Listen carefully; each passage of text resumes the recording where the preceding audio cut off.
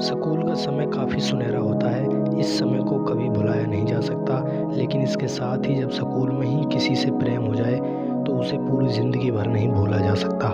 जो भी प्रेम स्कूल में होता है वो एक नौजवान का पहला प्रेम होता है। चलिए स्कूल लव स्टोरी को पढ़ते हैं।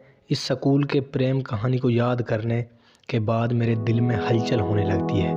यह प्रेम कहानी मेरी खुद की है। चलिए जानते हैं। उस समय मैं अपने स्कूल में पढ़ता था। मुझे पढ़ाई से काफ़ी लगाव था। वैसे तो मैं पढ़ने में उतना तेज़ नहीं था, लेकिन मुझे और भी पढ़ना था और पढ़ाई में तेज़ होना था। जब मैं नई कक्षा में गया तो मेरी कक्षा में एक लड़की आ गई। वह देखने में मेरे लिए किसी परी से कम नहीं थी। उसको देखते ही मेरा मन तेज़ी से कांपने लगता था। अब मुझे ज़्यादा पढ़ाई भी करनी थी क्योंकि वह लड़की पढ़ने में काफ़ी तेज़ थी। इसके लिए मैं काफ़ी मेहनत के साथ पढ़ना चाहता था, लेकिन मुझे ना जाने क्या हो गया था। मुझे कुछ समझ में नहीं आ रहा था। सारा दिन और सारी रात मैं उसके बारे में सोचा करता था। उसके बारे में सोचकर मुझे अच्छा भी लगता था, लेकिन जब मैं पढ़ाई के बारे में सोचता था तो मुझे बहुत ज़्यादा गुस्सा आता था। मैंने एक बार सोचा कि इसके बारे में मैं अपने दोस्तों से कहूँ, लेकिन मेरी हिम्मत नहीं होती थी। इसी सब के चक्कर में मैं रह गया और मेरी परीक्षा सामने आ गई। मेरी तैयारी कुछ भी नहीं हुई थी। जब मैं परीक्षा के लिए अपनी कक्षा में गया तो मुझे खुद पर काफ़ी गुस्सा आ रहा था। तभी मैं क्या देखता हूँ कि वह लड़की मेरी ओर आ रही थी।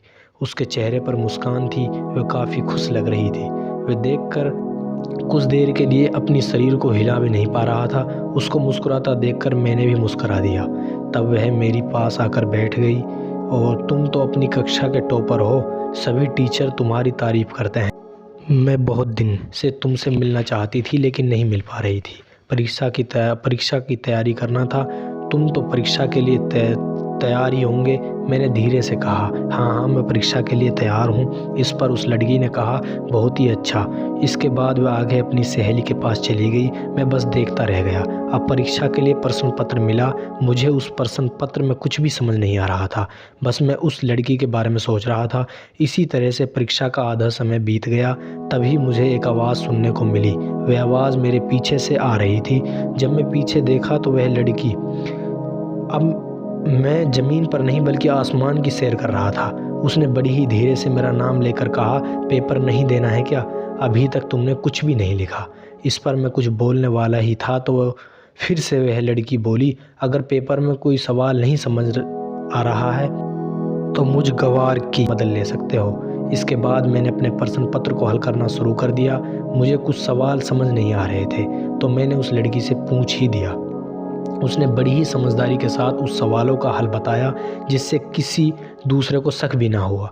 इसके बाद मेरी कानों में एक आवाज़ आई। वह आवाज़ घंटी की थी। यह घंटी परीक्षा के समय का ख़त्म होने पर बज रही थी।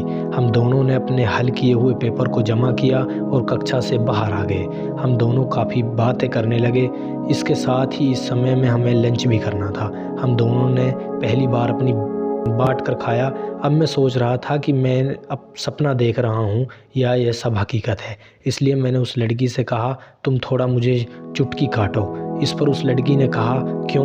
मैंने कहा, मुझे यकीन नहीं हो रहा है कि मैं सपना देख रहा हूँ या यह सब हकीकत है। इस पर उस लड़की ने बड़ी तेज़ी से चुटकी काटी और कहा, क्या तुम मेरे दोस्त बनोगे?